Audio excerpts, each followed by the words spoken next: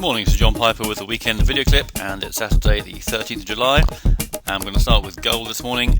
This is the daily chart of gold. What I'm looking at here is, the key thing is this the low here? If you look at this pattern here, you've got an A, B, 5 waves down from here. So certainly at a low of some importance. I'd rather, let's see, currently we've got an ABC here, A, B, C. So there's a possibility of seeing a fifth wave decline here, which is why it's not a big call at the moment. If we had a fifth wave decline and we had a spike as we have got here, I'd be more inclined to make it into a big call. Instead, what I've done is I've suggested that people put an extreme stop above 1267. Therefore, I've gone long there. The stop was 55 pips initially, a bit arbitrary, but there you go, which was around here somewhere. That worked fine. I've now tightened it to beneath this low here. So we're now actually locked a bit of profit in. We're in for free. There's no risk. And the question is, are we going to see gold rally up here? Is this a low? Is this going to be a decent move or not? Let's go down to a slightly shorter term chart here. Okay, here's the hourly chart, and the extreme stop was above 1267, i.e. above there. We can count this as an AB as a 5. There's a 1 there, 2. This is also a 5 here. 1, 2, 3, 4, 5, and this counts as a third wave. So basically, it's a 5 with a slightly extended fifth wave. Not quite ideal in the sense that because we've got an extended fifth wave, it looks a little bit strange, but it counts okay. Clear ABC here, so that could be either wave 2 or wave B, and now we've got this thrust up, which is currently stalling around 1300. This is corrective so far, but with all this, the market is basically being manipulated constantly by the Fed and other governments. So it's a very difficult market to trade because of what they may say just affects what's going on, and it's therefore not easy. But we are positioned. The stop is now much tighter than it was, and we just need to thrust up. We'll be doing quite nicely, thank you. The stop, I think earlier the stop was actually locking in profit. That's not quite the case now. Actually, I put the stop below the lows here, so we're not quite in profit yet. But I will be moving up to here once that's possible. Anyway, the main point is that I want to just show you how extreme stop is meant to work when it goes well, and this is basically what we're doing here.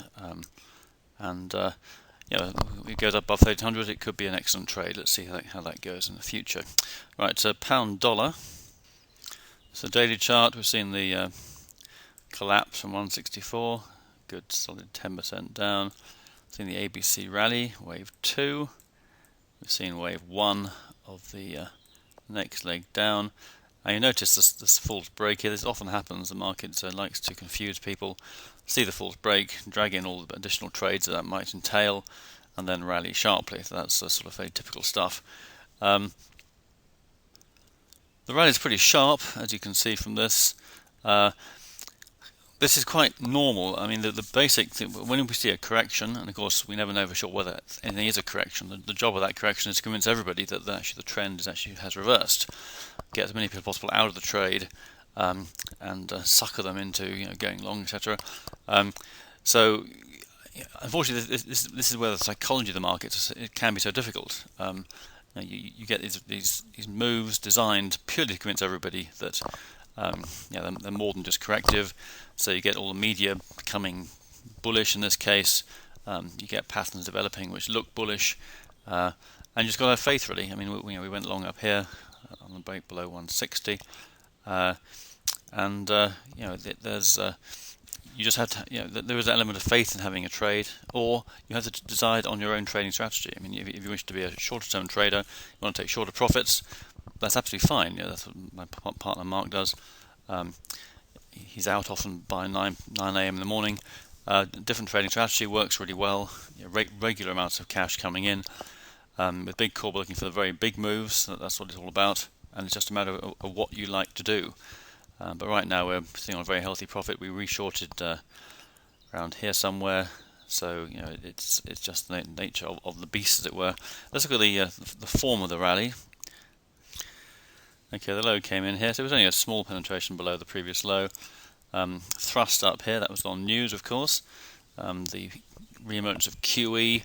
The Fed found that taking off QE, which is what it wants to do, wasn't acceptable to the markets, and therefore it had to reverse itself.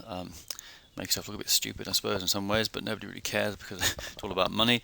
So you got a 1, 2, thrust up on the news, an ABC correction, which could be a 4 and a 5. So there are 5 waves there, suggesting we could be seeing. I mean, again, I'm talking about these corrections.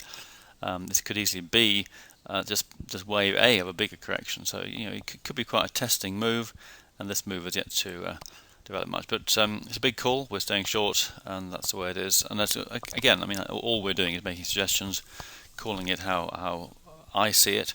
You may wish to trade around this. I know many of you do. You take what I say and adapt that into your trading strategies as you wish. And I think it's probably the best way of doing it, to be honest. But it's all a matter of personal choice of how you use these reports. Okay, on to the next market. Our next market is FTSE. We had the peak up here just below 6.9. We had a 1, 2, 3, 4, 5. We discussed that quite detailed. A very clear 5-wave decline. We've now seen a very clear A, B, C, and it's just poked out above the 61.8 level, which it actually closed right pretty much on yesterday. With the Dow, we have a slightly different pattern. We have a pattern suggesting we could see a 4th wave and a 5th wave. That would obviously be a different pattern. That would be if we saw that, then this would obviously negate the. Well, it's not obvious, of course, but it would negate the 5-wave decline here. Although it's only a new peak would finally be the nail in the coffin. But right now, this remains intact, and having got 5 waves down, it looks fairly solid right now. And of course, Fibonacci level is also important. We just need some confirmation of a peak at this point, and we will add to short positions on FTSE. Now look at the Dow. Right, a fairly different pattern here with the peak coming in here above 15.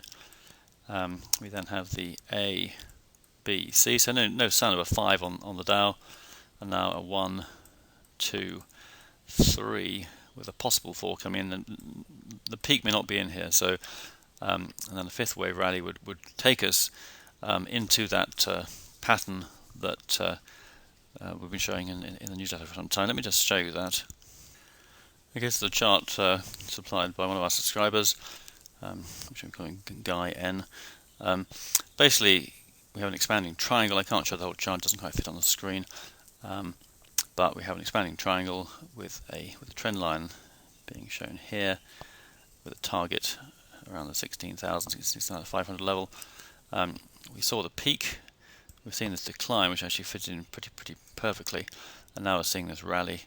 It will be the 5th wave, the 4th wave of the expanding triangle, suggesting a massive reversal at the 16,500 level. And we now just need one more decline. Let's just see that again.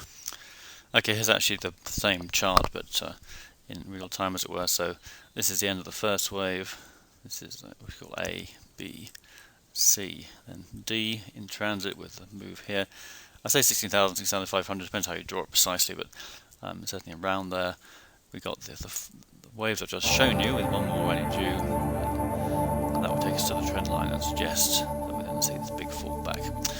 Okay, that's all for today. If you found it interesting and useful, I'll be back with the report on Tuesday morning. If you found it interesting and useful, have a great weekend.